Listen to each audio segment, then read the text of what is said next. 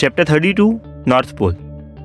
એ ત્રણેય જે રૂમમાં સૂતા હતા તેની બારી રોજ રાત્રે ખુલ્લી રહેતી. એ ઉનાળો હતો અને બારીમાંથી ઠંડો પવન આવતો હોવાથી સૂતા પહેલાં ગોપાલ રૂમની બંને બારી ખોલી દેતો. એ ખુલ્લી બારી પર રોજ સવારે 4 વાગ્યે એક કબૂતર આવતું, બારી પર બેસતું અને બાપુજીની બાહોમાં સૂતેલી ઈદ સામે જોઈને ઘૂઘું બોલતું ગોળ ગોળ ફર્યા કરતું. ઈદ રોજ જે કબૂતર આવે એટલે જાગી જાય, પોતાની આંખો ચોળે, પછી બારી પાસે જાય. કબૂતર તેની રાહ જુએ. ઈદ તેની પાસે જાય એટલે ઉડી જાય. પછી ઈદ બારી બહાર આછા નીલા અંધારાને જુએ. ગોપુદી, મીરા અને આમોરી સૂતા છે તે તપાસી લે અને પછી ઘરની બહાર નીકળે. એ નદી કિનારે જાય. કિનારાના ભીના ઘાસ પર બેસીને પાણીના પ્રવાહ ઉપર જન્મેલા ઝાકળના વાદળાઓને જોયા કરે. એ સમયે નીલા આકાશમાં પૂરી આકાશગંગા દેખાતી હોય. એ બ્રહ્મને જુએ, ખરતા તારાઓને જુએ. સવારે 5 વાગે વૃક્ષ પર બધા જ પંખીઓ જાગે અને અવાજ કરે. ઈદ એ સમયે ફરી ઘર અંદર જઈને સૂઈ જાય. કબૂતર તેનું દોસ્ત બની ગયું હતું. તે ક્યારેય ઈદને ઉઠાડવાનું બોલતું જ નહીં. એક દિવસ રાત્રે વધુ પવન આવી રહ્યો હતો અને તે રૂમની કાચની બારી આપોઆપ બંધ થઈ ગઈ હતી. બારીના પારદર્શક કાચને લીધે પેલા કબૂતરને બારી ખુલ્લી છે કે બંધ એ દેખાયું નહીં હોય. એ પોતાની ઝડપથી બારી તરફ આવ્યું અને મોટા અવાજ સાથે તે કાચ સાથે અથડાયું. કાચ સાથે અથડાતા જ તે નીચે જમીન પર પડી ગયું. અવાજને લીધે ઈદ ઉઠી ગઈ.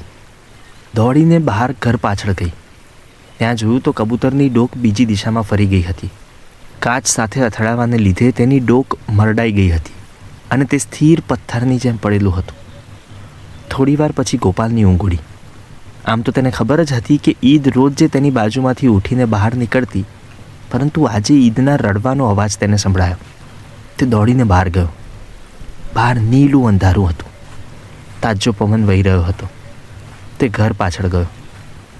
ઈદ કબૂતર પાસે બેસીને રડી રહી હતી. ગોપાલે કબૂતરને જોયું. ઈદની રડતી આંખો જોઈ. ગોપાલે તેની બાજુમાં જઈને તેને પોતાની બાહોમાં લઈ લીધી. એ વધુ ધ્રુસકા સાથે રડવા લાગી. બસ બેટા, ચૂપ થઈ જા. તેણે પોતાની આંખો બંધ કરીને ઈદના માથે હાથ ફેરવતા કીધું, તીતી કેમ બોલતું નથી ગોપુદી? ઈદે રડતા રડતા કહ્યું. તે પક્ષીને તીતી કહેતી હતી. ગોપાલા 4 વર્ષના બાળકને મોત વિશે શું સમજાવે? બેટા, એ બારી સાથે અથડાયું ને, હવે તે નહીં બોલી શકે. તને શું થયું છે? એ મરી ગયું છે દીકુ. એટલે શું? ઈદનો એ સવાલ અઘરો હતો. ગોપાલે લાંબો વિચાર કર્યો. એ હવે ધરતી પર નહીં રહી શકે. એ ક્યાં જાય? એ ચાલ્યું જાય દીકુ. એ મરી ગયું છે. બધા તીતી મરી જાય? હા, બધા જ. હું પણ? તેનો કોઈ જવાબ નહોતો. તું પણ ગોપુદી? હા દીકુ, બધા જ. બધા ક્યાં જાય? ગોપાલે તેને ઊંચકી લીધી અને નદી કિનારે લઈ ગયો. કિનારે ઊભેલા વૃક્ષ પર બધા જ પંખીઓ જાગી ગયા હતા. ગોપાલ કિનારા પાસે બેઠો અને ઈદને પોતાના ખોળામાં બેસાડી. પાણીમાં પોતાનો હાથ ભીનો કરીને ઈદના રડતા ચહેરા પર ફેરવ્યો. ઈદ હસી પડી. ગોપુદીના શર્ટ સાથે પોતાનો ચહેરો લૂછી લીધો અને ફરી પછી એ જ સવાલ કર્યો. ગોપુદી મરી ગયા પછી તીતી ક્યાં જાય? ગોપાલ હસ્યો. ઉપર દેખાતા અખિલ બ્રહ્માંડ તરફ જોયું. નીલા આકાશમાં દેખાતા તારાઓ તરફ જોયું અને એક લાંબો શ્વાસ લઈને કહ્યું, એ તીતી મરી ગયું અને ત્યાં આકાશમાં તારો બની ગયું. તેણે પોતાની આંગળીથી આકાશ તરફ એક ચમકતો તારો બતાવ્યો. ઈદ એ તારાને કેટલીય ક્ષણો સુધી જોતી રહી. એ ખુશ થઈ ગઈ. તીતી તારો બની ગયું હતું. એ ગોપુદી, કેટલા બધા તીતી છે ને આકાશમાં! તે બોલી. હસીને ગોપાલને ગળે વળગી પડી. સાંજનો સમય હતો. સમયની સાંજ હતી. સાંજના વાદળાઓ ડૂબતા સૂરજના કેસરી પ્રકાશમાં રંગાઈ ચૂક્યા હતા. જમીન પર આછું લાલ અંધારું હતું. દૂર આકાશમાં ઉડતા પંખીઓના પડછાયા જમીન પર પડી રહ્યા હતા. સમયની જેમ જ અવિરત વહેતી નદીનો ખળભળાટ સંભળાઈ રહ્યો હતો. એ નદીના કિનારા પરના ઘાસ પર એ ત્રણેય સૂતા હતા. બસ કોઈ કારણ વિના સૂતા હતા. ચારે તરફના કેસરી વાદળોને આકાર બદલતા જોઈ રહ્યા હતા. વાદળોમાં ઉડતા પંખીઓને જોઈ રહ્યા હતા. નદીના એ ખડભડાટને સાંભળી રહ્યા હતા. આમોરી પાણી પાસે જઈને બેઠી હતી. મીરા, વચ્ચે સૂતેલી ઈદ બોલી. બાજુમાં સૂતેલી મીરા આકાશ સામે જોઈને ઊંડા વિચારોમાં ખોવાયેલી હતી. બીજી તરફ ગોપાલ પણ આંખો બંધ કરીને કશુંક વિચારી રહ્યો હતો. બોલને ઈદ. મીરાએ કહ્યું. આ ત્રણ માણસો વચ્ચે સંબંધોને પણ નામ નહોતા. ગોપાલ જેને મીરા કહેતો તેને ઈદ પણ મીરા કહી શકતી હતી. મમ્મી કે પપ્પા કહેવાનો પણ નિયમ નહોતો. મારે વાદળોમાં રંગ પૂરવો છે. કેમ બેટા? સૂરજે તેને લાલ બનાવ્યા છે ને? ગોપાલે કહ્યું. લાલ વાદળ નથી સારા. કેમ? મીરાએ પૂછ્યું. બસ. કોઈ કારણ વિના સૂરજ તને વાદળને રંગ પૂરવાની પરમિશન નહીં આપે દીકુ. ગોપાલે હસીને કહ્યું. મારી ઉલટીનો રંગ લાલ હોય છે. મને નથી પસંદ. એ બોલી. સાંજ ઢળી રહી હતી. અંધકાર ધરતીના રંગો પર પથરાઈ રહ્યો હતો. કુદરતને પણ કદાચ એક સરખું જીવન પસંદ નહોતું. આખું બ્રહ્માંડ તારું છે બેટા. તારે જે રંગથી રંગવું હોય એ રંગથી રંગી દે. ગોપાલે આંખો ખોલીને આકાશ જોઈને કહ્યું. પણ મારી પીંછી આટલી બધી મોટી નથી. ઈદ બોલી. કશુંક રંગવા માટે પીંછીની જરૂર નથી હોતી બેટા. મીરાએ કહ્યું. તો તું આંખો બંધ કરી દે અને વિચાર કે તારી સામે આખું આકાશ છે. ગોપાલે કહ્યું. ઈદે આંખો બંધ કરી. દેખાયું? તેણે પૂછ્યું. હા. બસ હવે ધીમેથી તારો હાથ એ વાદળો પાસે લઈ જા તો પહોંચી જઈશ. ઈદે પોતાનો હાથ આકાશ તરફ ઊંચો કર્યો. બંધ આંખોની અંદર પેલું બ્રહ્માંડ તે સ્પર્શી શકે તેટલું નજીક હતું.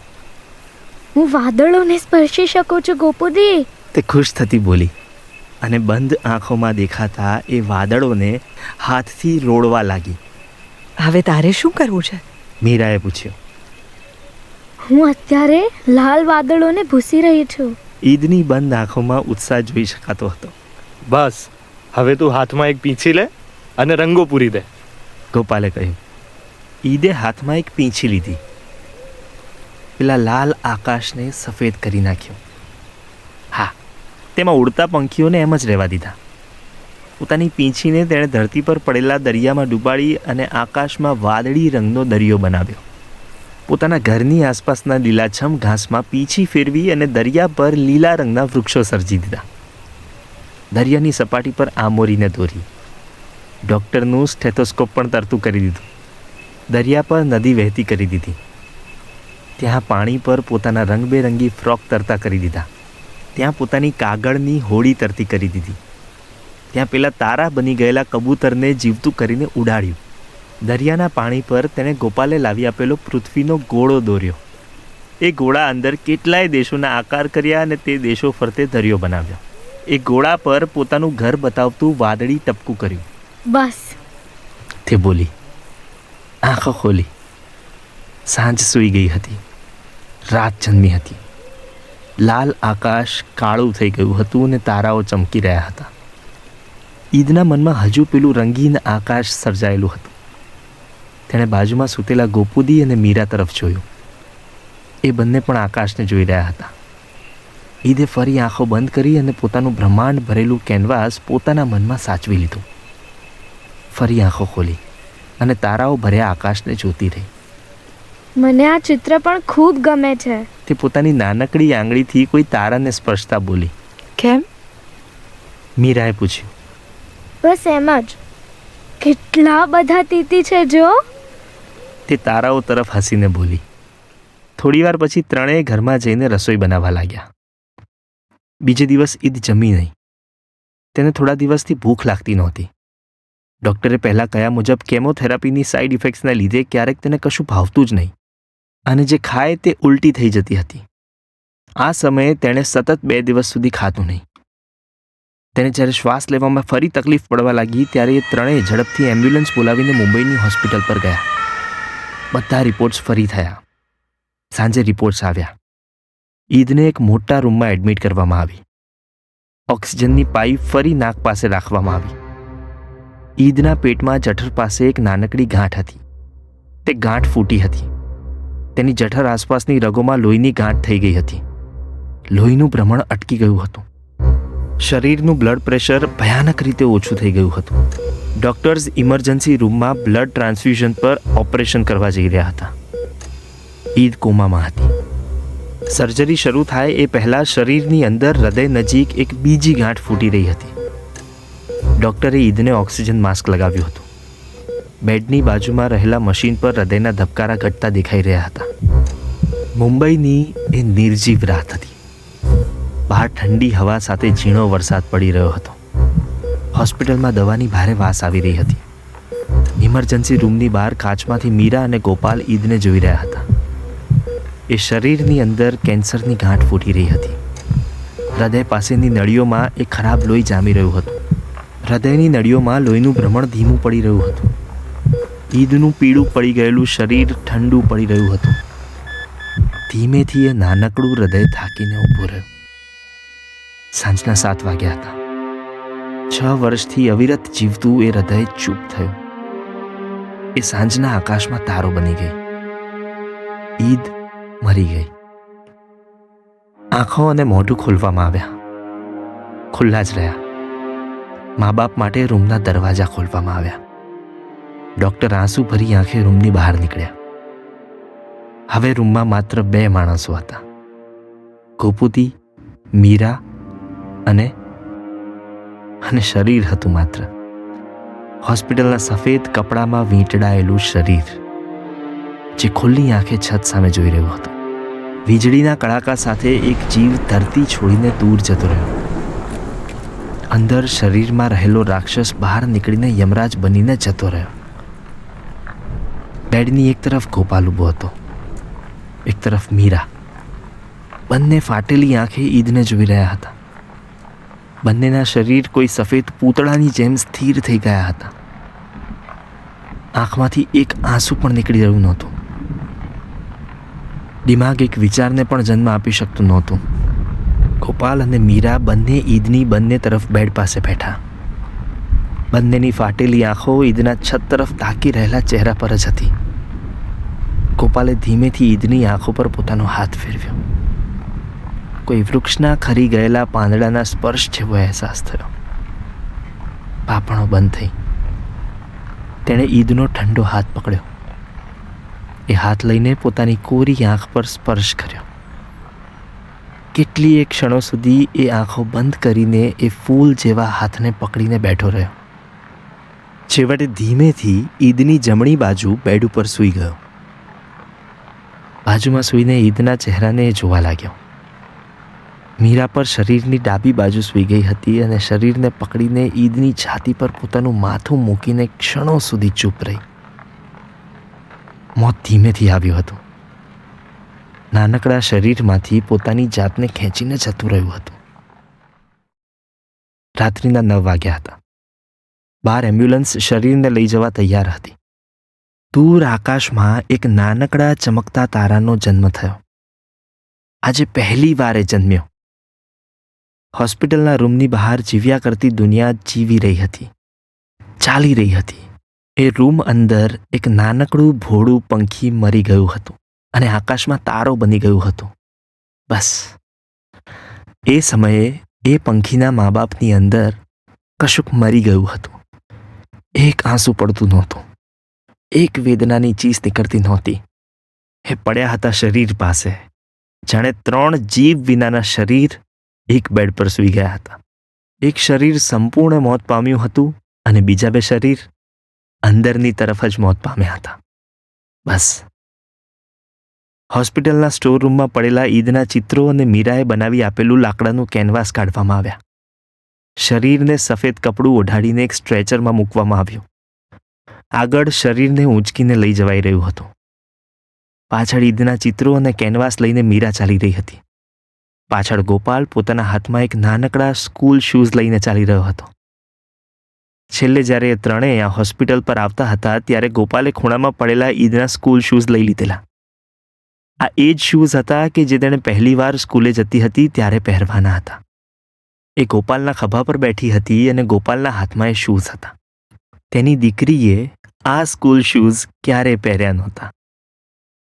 એ નવા શૂઝની અંદર ઈદના નાનકડા પગને સમાવવાનો સમય જ ના આવ્યો. હોસ્પિટલ બહાર જતા સમયે ગોપાલ બિલ કાઉન્ટર પર ઊભો રહ્યો. છેલ્લા વધેલા બધા જ બિલ ચૂકવી દીધા. એ હોસ્પિટલની બહાર નીકળી રહ્યો હતો ત્યારે દરવાજા પાસે બેઠેલા વોચમેન પાસે ઊભો રહ્યો. ઈદને સ્ટ્રેચરમાં જતી જોઈને એ વૃદ્ધ રડતો વોચમેન ઈદનો દોસ્ત હતો. તેણે દરવાજા સામે રસ્તા પર મીરાને ટેટુ કામ કરતી જોઈ હતી. તેણે ગોપાલને પોતાની દીકરી સાથે દરવાજા પાસે ડાન્સ કરતો જોયો હતો. તેણે અવારનવાર હોસ્પિટલ પર આવતી ઈદને બાજુમાં બેસાડીને વાર્તાઓ કહી હતી. તેણે આ ત્રણેય માણસોના પરિવારને આ હોસ્પિટલની પહેલાથી લઈને છેલ્લા દિવસ સુધી મોત સામે લડતા જોયો હતો. પોતાની ટોપી કાઢીને એમ્બ્યુલન્સ સામે જોઈને રડી રહ્યો હતો. ગોપાલ તેમની પાસે ગયો. એ દાદાજી ઊભા થઈને ગોપાલને ભેટી પડ્યા. दादाजी, आपके घर में ईद की उम्र की बच्ची है? ગોપાલે પૂછ્યું. તેમણે રડતા અવાજે હા કહી. દાદાજીની પૌત્રી ઈદ જેવડી જ હતી. ગોપાલે પોતાના હાથમાં રહેલા ઈદના સ્કૂલ શૂઝ દાદાજીને આપી દીધા. તે બોલ્યો, ये जूते आपकी बच्ची के लिए, मेरी बेटी ने कभी पहने नहीं थे.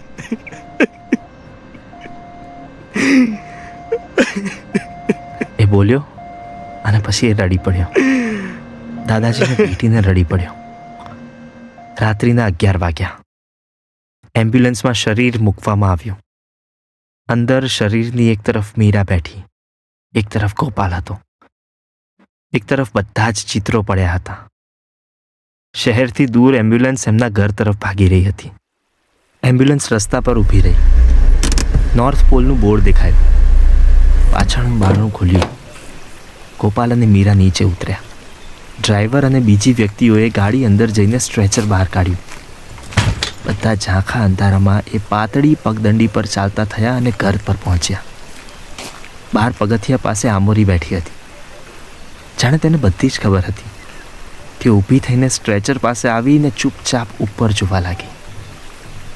મીરાએ ઘરમાં જઈને બહારની લાઇટ કરી. ગોપાલે શરીરને નીચે મૂકીને બંને માણસોને જવા કહ્યું. તે બંને પૂછી રહ્યા હતા કે હવે અંતિમ વિધિમાં તેઓ મદદ કરશે, પરંતુ ગોપાલે તેમને મોડું ન થાય તે માટે જતા રહેવા કહ્યું. શરીરને નદી કિનારે વૃક્ષ નીચે મૂકવામાં આવ્યું. આમોરી શરીરના પગ પાસે જઈને બેસી ગઈ. મીરા ઘરની અંદર અંધારામાં બેઠી રહી. ગોપાલ ઘરમાંથી માટી ખોદવાની કોદાળી લઈ આવ્યો. ઘરની પાછળ જ્યાં ઈદનું પ્રિય કબૂતર મરી ગયું હતું તે જગ્યા પર અંધારામાં તેણે ખાડો ખોદવાનું શરૂ કર્યું. તેની આંખોમાંથી આંસુ ખર્યા કરતા હતા અને માટીને ભીની કરી રહ્યા હતા. કોઈ વિચાર આવતો નહોતો. જાણે એક સાથે આખા પરિવારના શરીરોમાંથી જીવ નીકળી ગયા હતા. રાત્રિના 2 વાગ્યા હતા. ઠંડી હવા વહી રહી હતી. ગોપાલે ઈદનું શરીર સમાય એટલો ખાડો કર્યો હતો. તેણે મીરાને સાથ કર્યો. मीरा, અંદરથી અવાજ આવ્યો નહીં. ગોપાલ ઘરમાં ગયો.